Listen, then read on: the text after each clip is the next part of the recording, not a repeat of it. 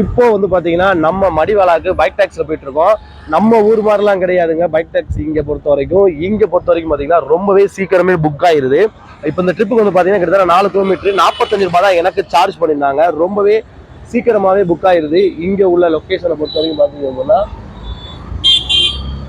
அது மட்டும் இல்லாம வந்து பாத்தீங்க அப்படின்னா இங்க நீங்க வண்டியில நிறைய பேர் பார்க்கலாம். அதிகமான டிரான்ஸ்போர்ட் வந்து பாத்தீங்கன்னா எலக்ட்ரிக் பைக் தான் இங்க யூஸ் பண்றாங்க. என்ன ரீசன் வந்து பாத்தீங்க அப்படின்னா உங்களுக்கே தெரியும். ஏன்னா பாத்தீங்கன்னா எலக்ட்ரிக் பைக் ஜொமேட்டோலாம் ஓட்டுறவங்க பாதி பேர் வந்து பாத்தீங்கன்னா எலக்ட்ரிக் பைக் தான் யூஸ் பண்ணிட்டு வராங்க. ஏன்னா பெட்ரோல் செலவு இல்லை அப்படின்ற மாதிரி இங்க அதிகமான பேர் வந்து பாத்தீங்கன்னா எலக்ட்ரிக் பைக் தான் யூஸ் பண்றாங்க. இப்போ நான் வந்த வண்டி கூட பாத்தீங்கன்னா எலக்ட்ரிக் பைக் தான். ஸோ இப்போ இந்த ஏரியா பொறுத்த வரைக்கும் பாத்தீங்கன்னா பெங்களூரை பொறுத்த வரைக்கும் ஜொமேட்டோ, ஸ்விக்கி, டன்சோ அப்படின்ற மாதிரி ஃபுட் டெலிவரி நிறுவனங்கள் ரொம்பவே அதிகமான அது ஆதிக்கத்தை செலுத்துதுன்னே சொல்லலாம். அதனால வந்து பாத்தீங்கன்னா இங்க உள்ள மோஸ்ட்லி டெலிவரி பாய்ஸ் வந்து பாத்தீங்க அப்படின்னா பைக் எலக்ட்ரிக்கல் வண்டி மட்டும் தான் பயன்படுத்துறாங்க தவிர வேற எந்த வண்டி பயன்படுத்தல.